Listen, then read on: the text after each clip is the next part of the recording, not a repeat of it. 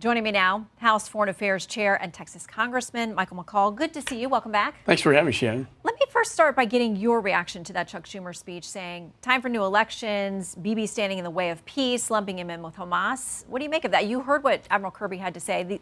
Biden and Bibi have differences, but they can talk to each other. But you don't talk about toppling a government in a democracy. That's what, I was with the ambassador Herzog from Israel at our retreat when this news came in, and it was very inappropriate. I think it was embarrassing. There's a way to talk about your differences, not to topple a government in a democratic country. And I think, Shannon, it's indicative of now the split in the Democratic Party between the base, which is not in the traditional Israeli alliance anymore. And I think what you're seeing is a pro-Palestinian, anti-Israel faction in the Democratic Party. I know they protest Schumer outside his home every morning, and perhaps that's why he's responding this way. But it's not a good sign, because usually Israel's always been bipartisan. Well, there are, your Democratic colleagues, many of them raising questions about whether aid or weapons should be stopped. There should be conditions on what flows into Israel. And the president talked about this red line with regard to Rafah. We do have a lot of sway over Israel. So how much of that should we be using to make sure there is a concrete plan to protect civilians in Rafah? Well, the aid has been more complicated because UNRWA, the UN refugee, they were actually involved in the invasion of Israel. So how can we have them deliver aid in Gaza?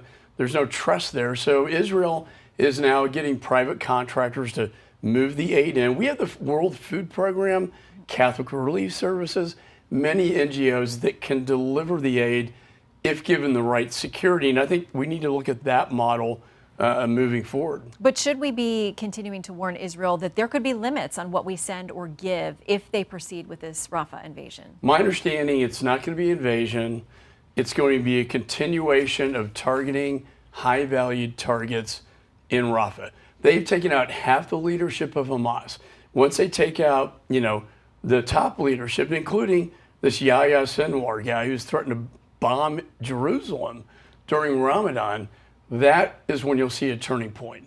I don't see anything wrong with doing that. High-value targets in Rafah, not a full-fledged tanks rolling into Rafah.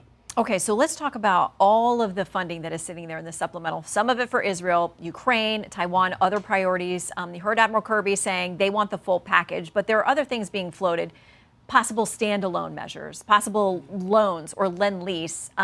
The things that are potentially coming out of the House, the White House has signaled it really doesn't have any interest in. So what can the House pass that the president would actually sign? Well, the speaker indicated he's committed to getting this done. I've been working with the appropriate authorizers and appropriators. There are things we can do to make this bill better. For instance, the Repo Act, which I passed out of my committee, allows us to attach to the Russian sovereign assets that have been frozen to help pay for Russia's war crimes. I think most Americans agree with that concept. Also, the loan program to provide for the direct government assistance to Ukraine. It's no interest, waivable, but it's symbolic that it is a loan program. Finally, a strategy, and we got to put these ATACMS in, the long-range artillery, to hit the bridge between Russia and Crimea. So do you think there's a chance still this comes through as a package? There is still a chance that what the Senate has put into the House's court could come back out as a package, or you think it is going to be potentially broken up into other measures? Well, I think we are moving through our normal appropriations process. Should be done by this Friday, after which the speaker's indicate he's committed to putting this supplemental on the floor. That would be Israel. And we should attach Iran sanctions to that. That would be Ukraine and also Indo-Pacific. Do you think we get this all done by Friday? Because if not, it's government shutdown time. And there's real concern, especially about the Department of Homeland Security portion of this and whether that gets passed. You think they all get done by Friday? I'm hopeful. I do think we will. The Homeland piece, a little dicey. Last resort, maybe a CR. Just for that. We could continue Homeland on that basis. However, we will get that done, and we will move to the supplemental.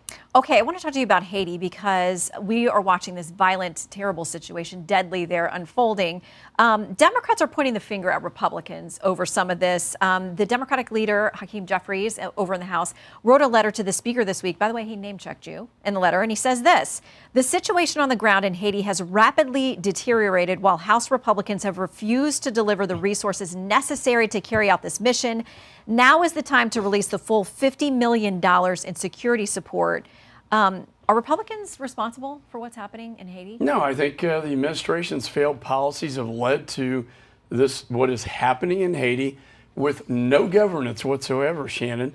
The prime ministers in Puerto Rico, even Kenya won't put their peacekeeping forces because it's so chaotic. Now, what they're asking me to do is release $50 million of cash and weapons to go into Haiti with no governance. And the worst thing we can do is arm the very warlords that threaten the people of Haiti.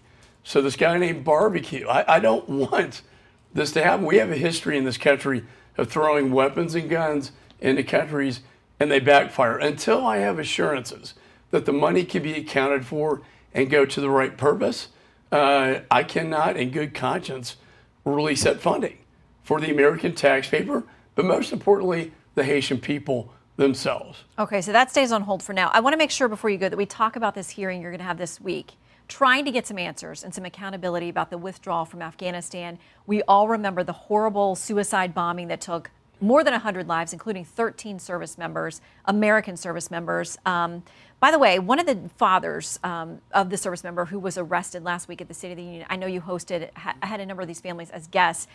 He says charges are still pending against him. Do you know if that's what's happening in that case? They are. I would recommend they be dropped.